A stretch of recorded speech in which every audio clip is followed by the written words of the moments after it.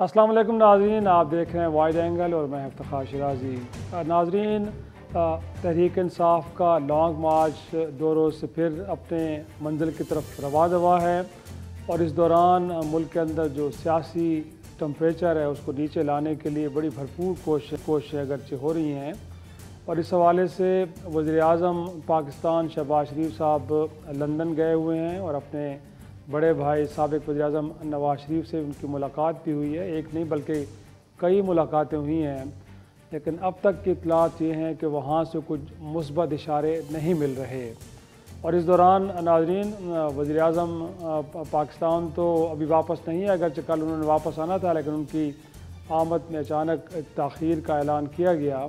और इस दौरान आज इमरान ख़ान साहब, जो कि काफ़ी दिनों से लाहौर में मौजूद हैं, सदर आरिफ अलवी साहब भी अब लाहौर में हैं और ज़्यादा अहम बात यह है कि आर्मी चीफ जनरल बाजवा साहब भी इस वक्त लाहौर में मौजूद हैं।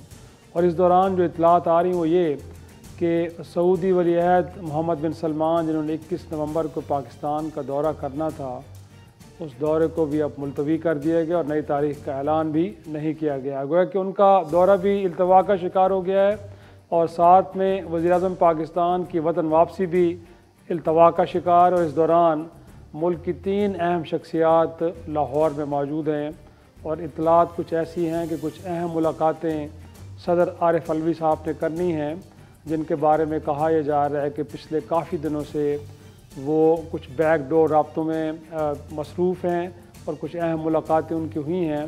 और आज भी जब वो लाहौर में कुछ सीनियर सहाफ़ियों के साथ बैठे हैं और गुफ्तगू की है, तो इशारे ऐसे दिए हैं कि शायद इस मुल्क के अंदर क़ब्ल अज़ वक़्त इंतख़ाबात के हवाले से गुफ्त शनीद हो रही है। और उनका कहना यह था कि अगर ये हो जाएँ अफ़वाम व तफ़हीम से, तो इससे बेहतर कोई सूरत हाल नहीं है। और साथ में एक सवाल पर उन्होंने ये भी कहा कि उनकी भरपूर कोशिश है कि साबिक़ वज़ीर-ए-आज़म इमरान ख़ान साहब और इस्टेब्लिशमेंट के दरमियान जो मामलात हैं उनमें बेहतरी कोई आए, सुलझाव आ जाए। हमारे साथ आज फिर मौजूद हैं बाक़र सैयद साहब, सीनियर सहाफ़ी हैं और बैकडोर जो राब्ते होते हैं कुछ वो कहानी इनके पास भी होते हैं। तो बहुत शुक्रिया बाक़र अगेन वक्त देने के लिए। क्या कहेंगे, जैसे मैंने अपने इब्तिदाई में भी कहा कि लंदन से तो कोई बेहतर इशारे नहीं मिल रहे। सुना है कि नवाज़ शरीफ साहब डट गए हैं कि ना तो आर्मी चीफ़ की तैनाती के मामले पे इमरान ख़ान साहब को सुनना है और ना ही क़ब्ल अज़ वक़्त इंतख़ाबात का जो मुतालबा कर रहे हैं उस हवाले से कोई लचक दिखानी है। गोया कि असम्बली की जो मुद्दत है अगस्त तक, उसके बाद सितंबर या अक्टूबर में इलेक्शन होंगे, उससे पहले नहीं हो सकते। और वो कह रहे हैं कि अगर उन्हें घर भेजना ही है तो बेहतर है उन्हें भी आप सियासी शहीद बनाएं, कुछ करें ऐसा कि आप एतमाद के वोट के लिए कहते हैं प्राइम मिनिस्टर को, जो कोई और तरीका निकालते हैं, बट यूँ डिक्टेशन देने वाले वो नहीं हैं। तो गोया हम कह सकते हैं डेडलॉक तो बरकरार है। अब आगे आपको फ्यूचर सिनेरियो क्या लग रहा है? काफ़ी कॉम्प्लिकेटेड हो चुकी है जी सिचुएशन। अब ये जो हम बैक चैनल मुज़ाकरात जैसे हम पिछली दफ़ा बात की, ये काफ़ी अरसे से चल रहे हैं। तो अभी जो लेटली फिर से दोबारा से एक एक्टिविटी स्टार्ट हुई है और आप देखें कि इसमें ख़ासी प्रोग्रेस आई है। उसके इशारे आपको मिल सकते हैं, कोई आपको कोई रिटन उसमें तो नहीं दे सकता। उसमें आप देखें खान साहब ने ख़ासी हद तक अपने जो तल्लुकात हैं मिलिट्री के हवाले से उन पर रिविज़िट कर रहे हैं इस वक्त। मिसाल के तौर पे उन्होंने ब्लॉकेट ख़त्म करने के लिए कहा। उन्होंने कहा हमारा लॉन्ग मार्च है चल रहा है, आप ब्लॉकेट ख़त्म कर दें। वो ज़ाहिर बात है लॉन्ग मार्च को इतनी आसानी से कॉल ऑफ नहीं करते क्योंकि नेगोशिएशंस में उनका एक वो ट्रम्प कार्ड है। पब्लिक परसेप्शन बड़ी नेगेटिव हो रही थी, तो तभी जो भी है बहरहाल एक उन्होंने किया। फिर उन्होंने नया आर्मी चीफ की अपॉइंटमेंट पे जो एक उन्होंने बड़ी हार्ड लाइन पोजीशन ली हुई थी। अब मैं क्या रिपीट करूँ, लफ्ज़ पता नहीं मुनासिब है या कहने के नहीं, कि मतलब ये लोग अपॉइंट करेंगे। अब बाकी आपको यही है कुछ तो लेकिन उसको भी उन्होंने सॉफन कर दिया। फिर उन्होंने अमेरिका के हवाले से जो बातचीत की थी, उन्होंने कहा जी सर्कमस्टेंशियल एविडेंस है, लेकिन मेरे पास तो ऐसी सच कोई चीज़ नहीं है। तो लिहाजा उन्होंने काफ़ी हद तक सॉफ्ट हो गए जी, पीछे कदम लिया है। दूसरी तरफ आप देखें कि शहबाज शरीफ साहब ने भी जाते जाते, ये शर्म शेख के ट्रिप पे जाते जाते कमीशन बनाने का, उनके ऊपर जो कातलाना हमला हुआ था उस पर सुप्रीम कोर्ट को लेटर लिख दिया। अरशद शरीफ शहीद की जो वालदा को तहफ़्फ़ुज़ात थे उस पर भी उन्होंने लेटर लिख दिया कि चले जी आप लोग सेटिस्फाई हो जाएं, सुप्रीम कोर्ट से हम करा लेते हैं। और वही बात हुई कि फिर इमरान खान साहब ने उसको वेलकम कर लिया। ये सब मुस्बत इशारे थे। और कहा जा रहा था कि इनको डेडलाइन दी गई है, और शायद हमने पिछली दफ़ा भी डिस्कस किया था इस डेडलाइन का, कि आप ये अपने तनाज़ात हल करें और सियासी टेम्परेचर को कम करें, और जो आपका जो कोर मसाइल है, इकॉनमी वगैरह है, इलेक्शन के अगले कराने के लिए जो आपको इलेक्शन कमीशन के हवाले से मामला डिस्कस करने, उन पे बातचीत शुरू करें, क्योंकि ये तो नहीं है ना कि एक डेट अनाउंस होनी है, और भी बहुत सी चीज़ें, कोड ऑफ कंडक्ट जैसे मिसाल के तौर पे होना है, तो इनके ऊपर आप बातचीत शुरू करें। तो यहाँ आके अब चीज़ थोड़ी सी जैसे कहते हैं फंस गई है। इमरान खान साहब ने जो लचक दिखानी है, डेट अब गवर्नमेंट ने देनी है, मिलिट्री डायलॉग फैसिलिटेट कर रही है और उसका आप देखें, जब शर्बुल शेख से ये निकले हैं तो इन्होंने ट्वीट कर दिया कि रिटर्निंग बैक टू पाकिस्तान, ऐसे किया था उन्होंने, बिल्कुल ऐसे। अच्छा, उस ट्वीट को बाद में डिलीट भी कर दिया। और यहाँ पर एक प्रेस रिलीज भी तैयार हो चुकी थी कि वज़ीर आज़म इस्लामाबाद पहुंच चुके हैं, क्योंकि ज़ाहिर बात है वो क्लियरेंस उसको करानी होती है, तो वो भी तैयार थी, वो भी सोशल मीडिया की जीनत बन चुकी है। तो इनको कहीं पर रास्ते में कहीं पैगाम दिया गया कि भाई वो जो आपने डील तय करनी है उसके लिए फिर अपनी पार्टी से वो भी तो लेके आए ना, अपना कंफर्मेशन लेके आए, या उनसे कोई लेके आए, हाँ, उनसे आप मैंडेट लेके आए कि आप ये डील हमारे लिए हमारे साथ ये करने जा रहे हैं। वो नहीं हो रही मेरे ख्याल में। वो उसके जो टॉप एजेंडा था गुफ्तगू का, उनके जो करीबी साथी हैं उन्होंने मुझे बताया, एक तो जैसा मदर ऑफ ऑल डिसीजंस है जिसके लिए सारा खेल सजा हुआ है, आर्मी चीफ की तैनाती, जिसमें मुझे शदीद एतराज़ है कि क्या एक अनइलेक्टेड आदमी है जिसने हलफ नहीं लिया हुआ, वो उसके साथ आप ये वाली चीज़ें डिस्कस कर सकते हैं। बहरहाल उन्होंने डिस्कस करना था। दूसरी तरफ वो भी ये भी कहते हैं कि कॉन्स्टिट्यूशन तो ये कहता है कि प्राइम मिनिस्टर का इस्तेहकाक है, तो अब साबिक वज़ीर आज़म ये कैसे कह सकते हैं कि आप मेरे साथ मुशावरत करें, इससे पहले वो तो उस पर हम लहजे से बहस कर लेते हैं, वो थोड़ी सी डिस्ट्रैक्ट हो जाएगी। दूसरा, इलेक्शन डेट के हवाले से बात करनी थी।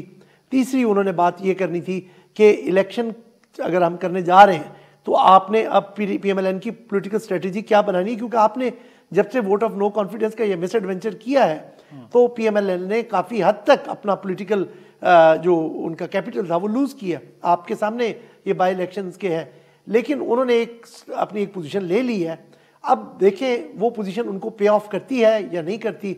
शहबाज शरीफ साहब, कल हमने जब आप जिस आखिरी स्टोरी का जिक्र कर रहे थे, वो फाइल करने से पहले बार बार जैसे कहना फ्रेंटिकली मैं अपना इंग्लैंड कांटेक्ट करके लोगों से पूछा था निकले, तो वो उन्होंने मुझे एक ने वीडियो भेजी कि ये जी वो बड़े गर्मजोशी से अपने भाई को वापस कह रहे हैं, उसके बाद भी फिर वो हो गए। इसका मतलब है कि जिन साहब ने उनको भेजा है या जिन कुव्वतों ने उनको भेजा, उन्होंने कहा भाई आप डील लेके वापस आए, खाली आने का अब नहीं है सीन, क्योंकि टाइम बहुत थोड़ा है ना, 29 से पहले ये सब कुछ सेटल होना है। और ये ट्रांजिशन, ये लोग चाह रहे हैं कि जो आने वाली ट्रांजिशन है वो एक स्मूथ तरीके से हो। तो क्या कहें फिर, ये जो MBS का दौरा पाकिस्तान भी मुलतवी होना, ये चीज़ें भी इसी के साथ सारे में इसको लिंक कर सकते हैं, क्योंकि एक क्लैरिटी नहीं है। और MBS के ऊपर मेरा एक और व्यू है शाहिद साहब, वो इस तरह से है कि आपको पता है मैं फॉरेन अफेयर्स भी कवर करता हूँ, और जो मेरी इत्तला है कि MBS की कोई तारीख तय नहीं हुई थी अभी तक। हाँ, अलबत्ता ये था कि एक इंटेंट था कि वो बाली समिट के बाद पाकिस्तान होते जाएंगे, तो उस पर गुफ्तगू जारी थी। अब वो शायद बाली समिट हो रहा है 15-16 को, अगर मैंने डेट्स चेक किए, अगर मैं ठीक हूँ तो, अगर 15-16 को उनके बाद उन्होंने आना था। ये जो जनरल, बट अगेन अगर ये तारीख तय नहीं हुई थी बाकी, तो अब अगरचे इसको आप मुझे कोई स्टेटमेंट ला देना फॉरेन ऑफिस का कि दौरे की ऐलान हो गया, एक अखबार के ऊपर इन्होंने सबने परसेप्शन क्रिएट कर दी किसको आना था। जी इंटेंट था, बहस और तमीज जारी थी किन तारीखों में। आप ये कह सकते हैं कि कम से कम इस महीने दौरा नहीं हो रहा, लेकिन अभी भी जो स्टेटमेंट आई है ये भी फॉरेन ऑफिस से जराये से जरूर आई है, बट फॉरेन ऑफिस को कंफर्म कर रहा है कि जी किसको नहीं आ रहे। तो अगर तारीख तय नहीं हुई थी, अब आप उनसे पूछेंगे 21 की उन्होंने अनाउंस नहीं की हुई, आप पूछेंगे 21 को आप वो आ रहे हैं, वो कहेंगे नहीं आ रहे, फिर आप उसको क्या करेंगे, रिस्केड्यूल कहेंगे। रिस्केड्यूलिंग तो वो होती है कि फॉरेन ऑफिस आपका, उनका फॉरेन ऑफिस अनाउंस कर दे डेट, और उसके बाद रिस्केड्यूलिंग होती है। उससे पहले तो डेट्स मुख्तलिफ वर्क होता रहता है। और ये मैं आपको मतलब अपना तजिया नहीं पेश कर रहा हूँ, ये मुझे वज़ीर आज़म साहब के एक बहुत ही करीबी मोतमद, उन्होंने जब ये पहली दफ़ा स्टोरी ब्रेक हुई थी 21 की, मुझे भी दफ्तर से कहा गया कि जनाब ये आ रहे हैं और आपकी तो क्या से बताया गया कि तारीख तय नहीं हुई। पूछा तो उन्होंने कहा जी तारीख ही नहीं तय है, तो ये तो अब मीडिया स्पेकुलेशन जारी है, इस पर ज़रूर तारीखों पर बात हो रही थी, हो सकता हो 21 पर बात हो रही हो, लेकिन फाइनलाइज नहीं हुई थी। उसमें उनके सेहत की भी कुछ उमूर हैं, कुछ हमारी सियासी हालात भी हैं, शायद उन्होंने इन हालात का जायजा लेते हुए नहीं आए, लेकिन आप ये नहीं कह सकते कि दोहरा स्केड्यूल हुआ। सही, एक छोटा सा ब्रेक नाज़रीन, ब्रेक के बाद बाकर कह रहे हैं कि शायद कुछ एक डिमांड लिस्ट या कुछ एक कह सकते हैं कि एक कुछ कंडीशंस थी जिनको लेके प्राइम मिनिस्टर गए लंदन, वो कहाँ से आई, और फिर सदर आरिफ अलवी साहब बड़ी बैक चैनल के थ्रू वो कोशिशें कर रहे हैं, वो किन से बात कर रहे हैं, क्या बात कर रहे हैं, और क्या उनकी बात को भी सुना जा रहा है कि नहीं जा रहा, कि इस हवाले से भी कोई इंसाइट है। बाकर के पास वापस आते हैं, गुफ्तगू को आगे बढ़ाते हैं। प्रोग्राम में एक बार फिर खुश आमदीद। बाकर, जो बातें आप कर रहे हैं अभी तक तो हमें ये लग रहा है कि सारे मामले में जो इस्टेब्लिशमेंट है बिल्कुल एक तरह से वो साइड पे होकर बैठे हैं और वो किसी मामले, सियासी मामले में बिलखुसूस किसी किस्म की मुदाखलत नहीं कर रहे। तो ये जो प्राइम मिनिस्टर को एक डिमांड लिस्ट दी भी गई जिसको लेके वो लंदन गए हैं, ये कहाँ से आई? फिर प्रेसिडेंट अलवी के बारे में कहा जा रहा है, क्या रहा है कि लगता है कि फोकल पर्सन है, अब जो कुछ भी होगा उन्हीं के थ्रू होगा। वो किन से बातें कर रहे हैं, किन से मिल रहे हैं और क्या बातें कर रहे हैं, और क्या उन्हें सुना भी जा रहा है कि नहीं सुना जा रहा? आपकी क्या इस हवाले से कुछ? जो प्रेसिडेंट अलवी जिनसे बातचीत कर रहे हैं वो तो बेसिकली जिस पार्टी से उनका तल्लक था, जिस पार्टी ने उनको सदर के ओहदे के लिए मुंतखब करवाया, उनसे ही वो बात कर रहे हैं। वो अब की करंट गवर्नमेंट से वो बातचीत नहीं कर रहे। उनको जो टास्क दिया गया है वो पीटीआई को मतलब डील के लिए तैयार करना है। उसके ऊपर उनकी खान साहब से जो मुलाकात हुई थी पिछले सैटरडे को भी वो मैसेज लेके गए। उससे पहले आपने खबरें पढ़ी हैं। अच्छा, खैरियत दरियाफ्त करने नहीं गए थे, मैसेज लेके गए? मैसेज लेके गए थे। ये तो ये पीटीआई के लोगों ने खुद भी कंफर्म किया। उससे पहले उन्होंने खान साहब की मुलाकात भी करवाई थी आर्मी चीफ के साथ बराह रास्त, फिर मैसेज लेके गए हैं। फिर उसके बाद अभी भी वो जब आर्मी चीफ ने लाहौर का दौरा, तो उनका वैसे भी उन्होंने फॉर्मेशंस का अलविदाई दौरा कर रहे हैं, तो लाहौर की आज उन्होंने वहाँ पे दौरा किया है, तो उसके साथ उन्होंने भी अपना विजिट को इंसाइड किया है। प्रेसिडेंट अलवी की इमरान खान साहब की मुलाकात का तुम्हें ये पता है कि होनी है। अब ये नहीं पता कि बाजवा साहब भी उस मीटिंग में ज्वाइन करेंगे। बाजवा साहब कल रात से लाहौर में ही है, जो आखिरी इतलात थी जब हमारे रिकॉर्डिंग के लिए हम आए, तो उस वक्त तक तो वो लाहौर में ही थे। अब क्या इस वक्त वो मैसेज दोबारा से कैरी करके जाते हैं? जब वो एकदम मीटिंग हो जाए तो उसके बाद हम ज़रा वाज़े होगी सूरत हाल। लेकिन जहाँ तक आपने कहा ना अलवी साहब का कि इसमें बहुत कलीदी किरदार है, उसमें तो कोई शुबा नहीं है।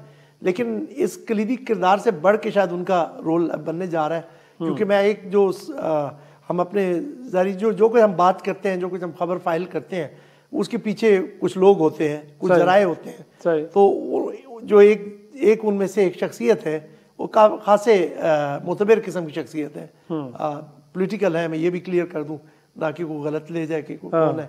तो उन्होंने कहा था कि अलवी साहब का किरदार इस दफा अंपायर वाला होगा। अच्छा, अंपायर वाला किरदार, मतलब यानी कि वो सिर्फ एक उन्होंने खड़ी करनी है, फैसिलिटेटर से बढ़ के आगे है।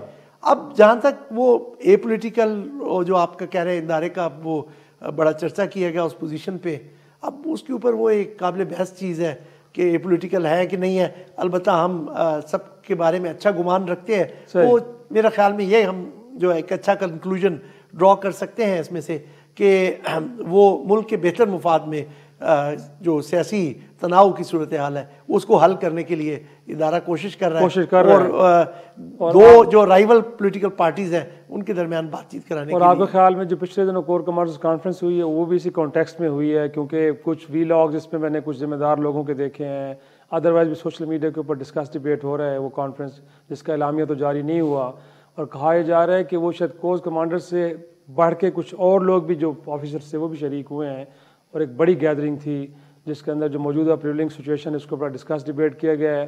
और फिर जो आप बात कर रहे हैं कि उसके बाद शहबाज शरीफ साहब लंदन गए हैं, तो कहीं वहाँ से कुछ सिग्नल तो नहीं हुई, वहाँ से कुछ मैसेज तो नहीं हुई? एक चीज़ है कि मैं इस तरह की स्पेकुलेशन को बाई नहीं करता। अच्छा, ठीक है। अब कोर कमांडर्स कॉन्फ्रेंस हुई, मैं नहीं मानता कि किसी जर्नलिस्ट को इतनी इंसाइट हो कि उसको कमांडर्स कॉन्फ्रेंस में क्या हो। मैंने भी बहुत किस्से सुने हैं, ठीक है ना, मैं उनको बाई नहीं करता, ना मैंने कहीं पे उस चीज़ को रिपोर्ट किया। लेकिन ये गैर मामूली है कि कोर कमांडर्स कॉन्फ्रेंस का इजलास हो और उस पर प्रेस रिलीज ना निकले। नॉर्मली आप खुद भी साफ़ी हैं, आप देखते आए हैं कि हर महीने कोर कमांडर्स कॉन्फ्रेंस होती है जिसमें दाखिली और खारजी सूरत हाल को डिस्कस किया जाता है, लेकिन एक स्टैंडर्ड एलामिया निकलता है। सही है कि जी ये डिस्कस हुआ, बैनुल अक़वामी सूरत हाल और जो दाखिली और बैरूनी खतरात हैं और पेशा वराना अमूर डिस्कस हुए, और फौज की मोराल को सराहा गया और कहा गया कि हमारी तैयारी बेहतरीन है, दुश्मन को बिल्कुल है मुकाबला कर, इससे ज्यादा क्या बाद लिखते हैं? मौकों में कुछ अंदरूनी मामला कुछ इस तरह के कई दफा एक रेफरेंस दे दिया जाता है, बिल्कुल कोई डायरेक्ट ऐसी कोई स्टेटमेंट नहीं होती। तो लिहाजा उस स्टेटमेंट का ना आना, मेरे ख्याल में हम इस बात पे इत्तेफाक कर सकते हैं कि वो यकीनन गैर मामूली था।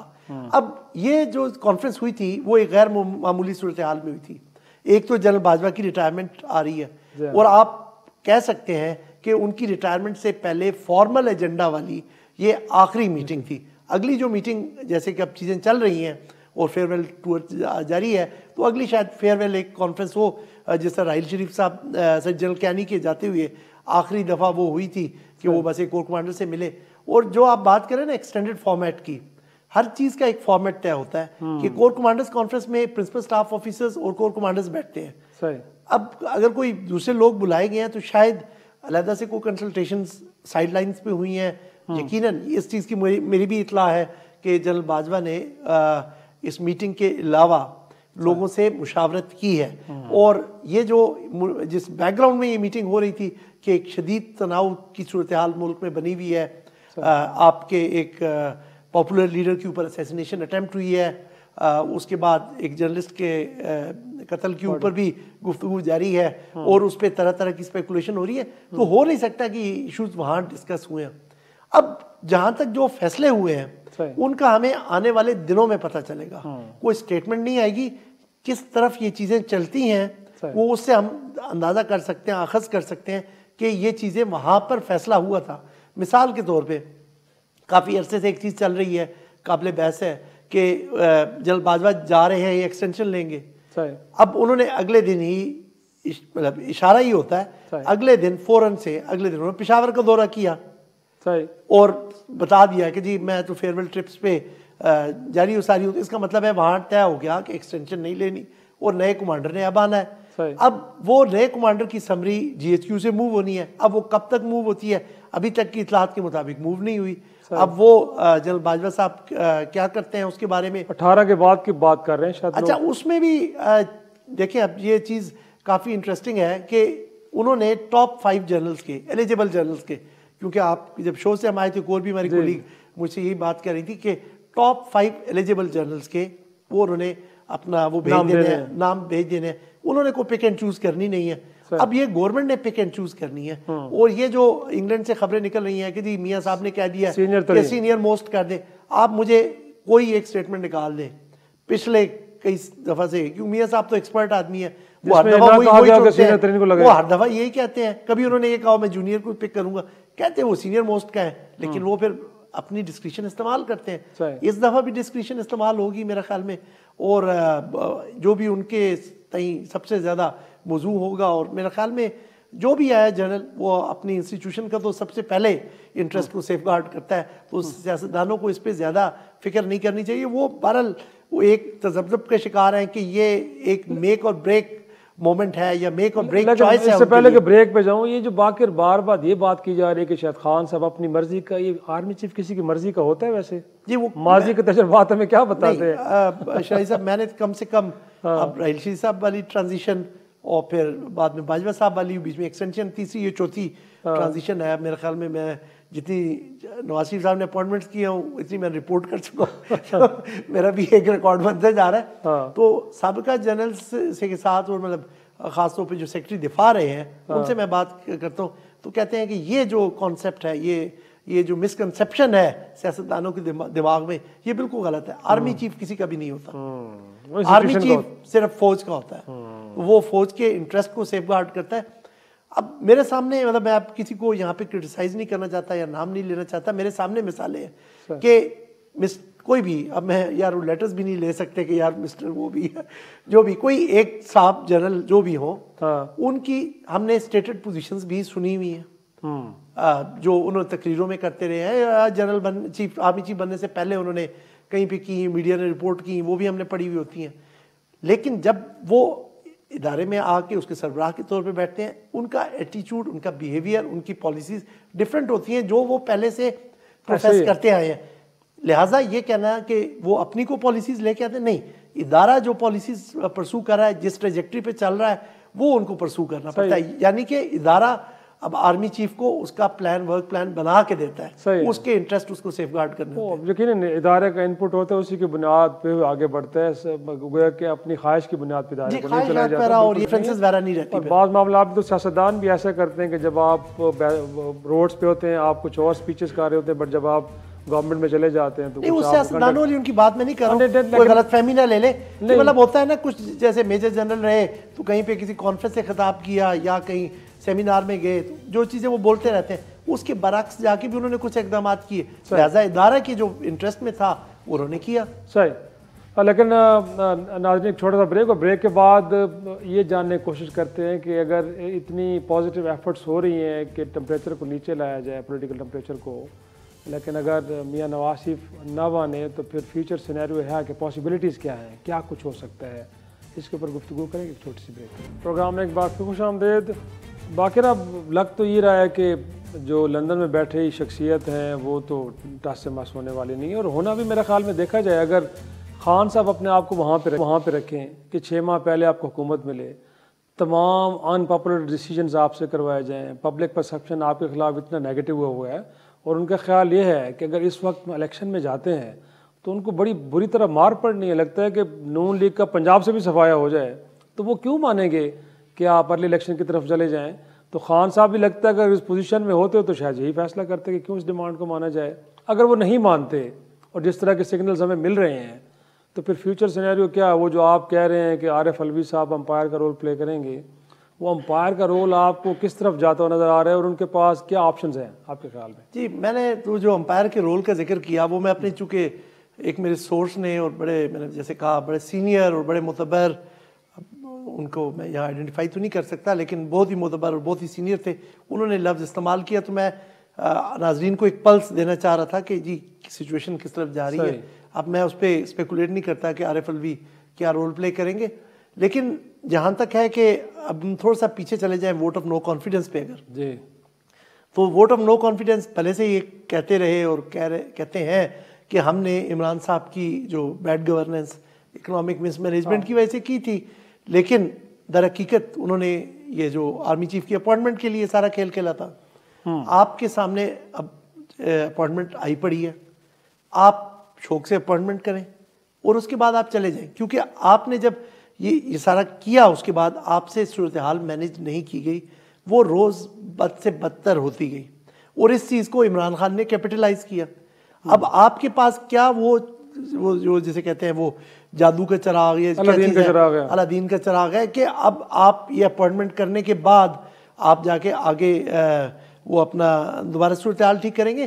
तो अगर आपको कोई नज़दीक में कोई ऐसी सूरत हाल, कोई मैजिकल चीज़ नज़र नहीं आ रही, तो मुल्क का आप ख्याल करें, क्योंकि मुल्क जो है एक बिल्कुल जिसे कहते हैं ना एक बड़ी ख़तरनाक ट्रेजेक्ट्री पे जा रहा है। मुल्क में पोलराइजेशन बहुत हो चुकी है, अब किसी ना किसी को स्टेप बैक करना पड़ेगा, यहाँ लचक दिखानी पड़ेगी, तो ये जाके अगर मुल्क रहेगा और मुल्क में, ये तो अल्लाह करेगा वो क़यामत रहे, लेकिन मुल्क में स्टेबिलिटी होगी तो फिर आपकी सियासत भी है।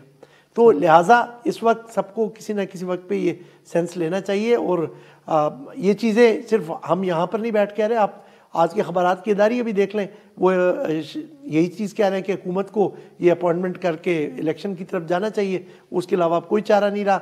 लोग भी ये बोल चुके हैं, आपके सामने बाई इलेक्शन के रिजल्ट्स हैं कि लोग भी यही चाह रहे हैं, जब जो बंदा असेंबली में ही नहीं जा रहा बैठने की जा, उसको वोट दे रहे हैं कि भाई, ताकि वो उसका हाथ स्ट्रांग करने चाह रहे हैं ना, और क्या करना चाह रहे हैं, उन्हें पता है ये बंदा असेंबली में नहीं जाएगा, फिर उसको इलेक्ट कर रहे हैं। तो फिर मेरे ख्याल में आपको वो करना चाहिए, और ये नहीं है कि आप मुल्क के बाहर बैठे हैं और आप यहाँ से डिटैच्ड हैं, लिहाजा आप वो एक अलूफ बैठ के वो इस तरह से अजीब से फैसले करते हैं।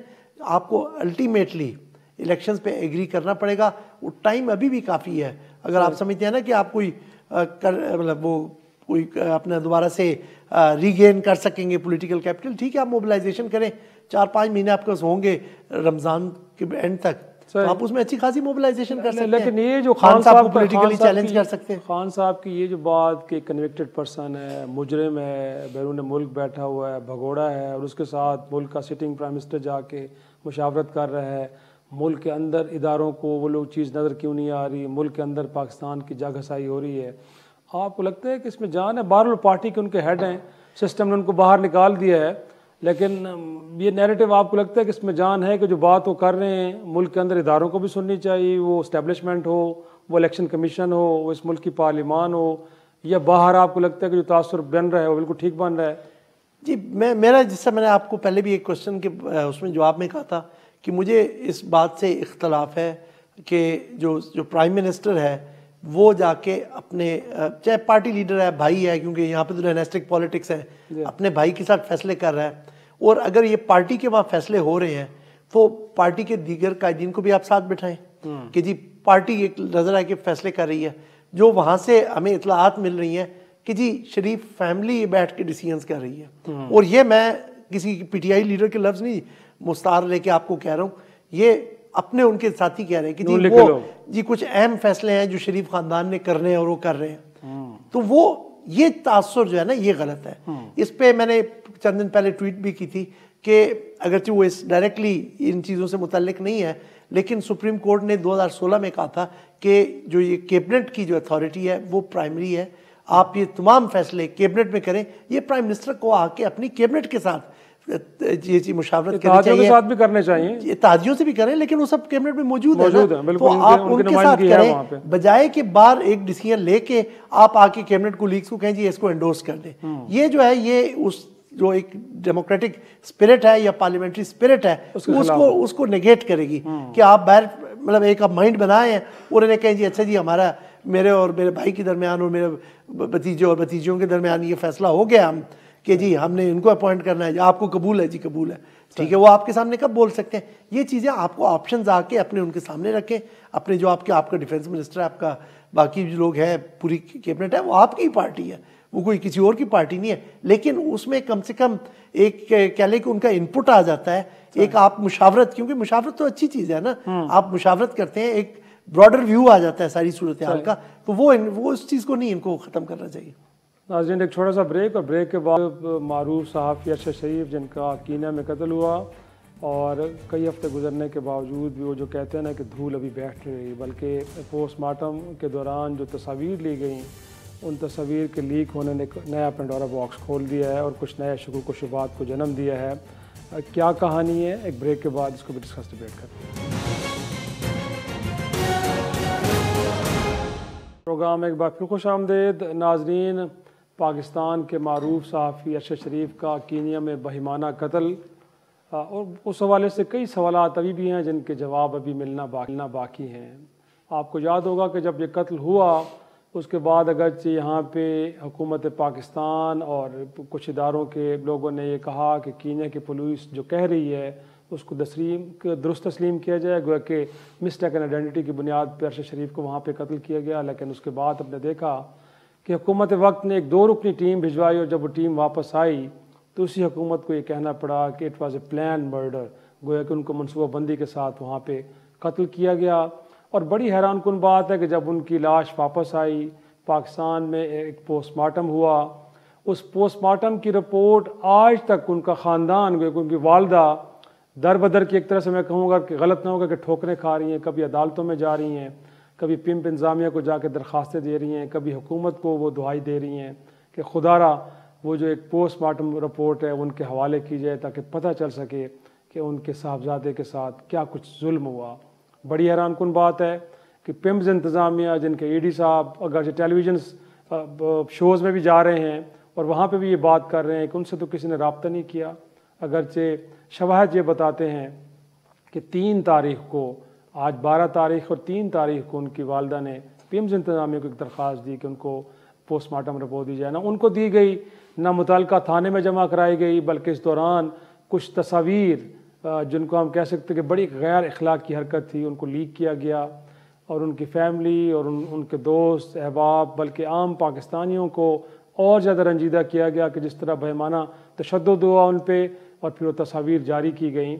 तो जानने की ये कोशिश करते हैं कि इसके पीछे मकासद क्या, ऐसा क्यों किया जा रहा है। और कुछ इतलात ये भी हैं कि जब ये पोस्टमार्टम हो रहा था तो वहाँ पे कुछ ज़िम्मेदारान लोग मौजूद थे, और वहाँ डॉक्टर्स जो वो पोस्टमार्टम कर रहे थे वो एक शदीद दबाव की कैफियत में थे, गोया कि वो आज़ादाना काम नहीं कर पा रहे थे।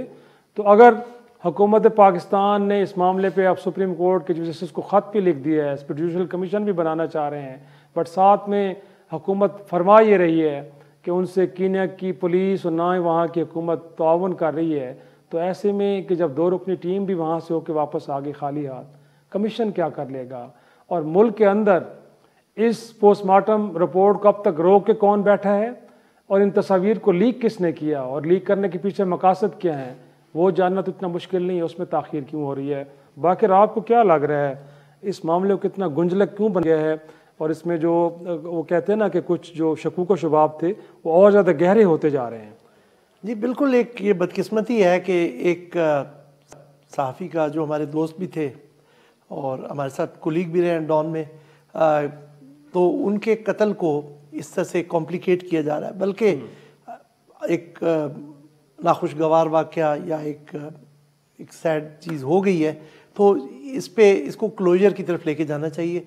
यानी जो हक़ाइक़ थे वो उनके वरसा को पता चलने चाहिए कि इन हक़ाइक़ में हुआ, और जिन लोगों ने भी इस बेईमाना कत्ल में हिस्सा लिया उनको कैफर किरदार तक जाना चाहिए। इस तरह की चीज़ों से ये प्रोसेस जो जस्टिस का प्रोसेस है वो रुकेगा। और इसकी ऑब्स्ट्रक्शन मेरे ख्याल में हम तमाम सहाफ़ियों को इस पे शद्दोमत के साथ इस पे इसरार करना चाहिए, क्योंकि ये अरशद तो वापस नहीं आते, लेकिन आइंदा के लिए सदबाब करने के लिए जो उस कत्ल में मुलव्विस हैं उनको जिसे कहते हैं जस्टिस के सामने लाने के लिए ये इस प्रोसेस को एक्सपीडाइट और ट्रांसपेरेंट तरीके से करना चाहिए। अब हम यहाँ पर किसी की तरफ इशारा नहीं कर सकते हैं। जो मेरी पर्सनल इतला है, और मैं क्योंकि एक चीज़ पे उसका बैकग्राउंड थोड़ा एक्सप्लेन कर दूँ कि इसमें तो कोई शक नहीं है कि उनको एक मंसूबे के तहत कत्ल किया गया। खुद गवर्नमेंट कह रही है जी, ये तो गवर्नमेंट भी कह रही है, आपके मिनिस्टर इंटीरियर मिनिस्टर ने भी कहा, DGISI ने भी कह दिया कि जी हमें उनका जो नैरेटिव था या उनकी पोजीशन थी कीनियन पुलिस की, उससे हमें इत्तफाक नहीं है, जो उन्होंने प्रेस कॉन्फ्रेंस की थी। तो ये आपको पता चल गया कि उन्होंने कत्ल किया, यानी कि कोई ना कोई इन्वॉल्व है। और उनकी कीनिया में तो कोई दुश्मनियाँ होंगी नहीं कि जी कीनिया में किसी ने कॉन्स्पायर करके कत्ल किया, तो यानी कि कीनिया से बाहर से किया, जो कोई भी है जहाँ पर भी है किसी ने तो कॉन्स्पायर किया। तो लिहाजा ये इस तरह की चीज़ों से वो चीज़ें ज़्यादा मतलब वो जो भी हाथ हैं उनको मदद मिलेगी कि वो जस्टिस को एवेट कर सकें। तो ये उन्हें नहीं करना चाहिए। जो मैं बात जिस तरफ आना चाह रहा था कि जो मुझे वहाँ से कीनिया से अपने जो कुछ दोस्तों से पता चला कि कीनियन गवर्नमेंट, मतलब उन लोगों की कीनियन गवर्नमेंट तक रसाई थी, तो उन्होंने कहा कीनियन गवर्नमेंट को पता है कि हुआ क्या है, कि 2 कीनिया के इदारे, जिसमें ज़ाहिर बात है जिसने एक पुलिस यूनिट जिसने एग्जीक्यूशन में हिस्सा लिया वो होगा और कोई और एक इदारा होगा, कि उन्होंने कुछ अब मैं ये लफ्ज़ नहीं कहना चाहता, लेकिन कुछ पैसे लिए। अच्छा, हाँ। अब उनको ये भी पता है कि पैसे कहाँ से आए। अब ये पाकिस्तान, मेरा ख्याल में अब ये चीज़ कि हम यहाँ पे कोई जुडिशल कमीशन बना के करें या हम FIA का या और इंटेलिजेंस एजेंसीज का कमीशन बना के कीनिया भेजें, उससे मामला हल नहीं होने लगे। और जैसे मैंने पहले दिन और मैं सबसे पहले ये प्रपोज करने वाला था, मतलब ट्विटर पे ही कर सकते हैं हम लोग, मैंने प्रपोज किया और उस दिन आपसे भी जिक्र मैंने किया था इससे, लेकिन इस चीज़ को बाद में अगरचे उन्होंने मेरे उसका रेफरेंस नहीं दिया, लेकिन दीगर हल्कों से भी, आर्मी से भी यही बात आई कि जी UN से करा ले, कोई बैनुल-अक़वामी इदारा जिसके तरफदारी पे किसी को शक ना हो और वो इम्पार्शली ये सब चीज़ें कर सके, उसके हवाले ये केस कर देना चाहिए, क्योंकि इसमें 2 मुल्क इन्वॉल्व हैं। और अब कीनिया में भी उनका एक लॉ इन्फोर्समेंट का मैकेनिज्म है, उसके ऊपर इल्ज़ाम लग रहा है कि उन्होंने इसमें शायद पैसे लिए हैं उसको कत्ल करने में, तो इतनी आसानी से हमें वहाँ से कीनिया से भी जवाब नहीं मिलेंगे। तो लिहाजा एक बड़ा कोई इदारा जैसे यूनाइटेड नेशंस का हो या जो UN के स्पेशल रेपोर्टर्स होते हैं, उनमें से किसी को एक को ये कीनिया भी बाउंड होगा उनके साथ ताउन करने में, और फिर हक़ाइक़ भी उसी तरीके से शायद मिल पाएंगे। नाज़रीन, आज का शो यहीं ख़त्म करते हैं, इजाज़त दीजिए, खुदा हाफ़िज़।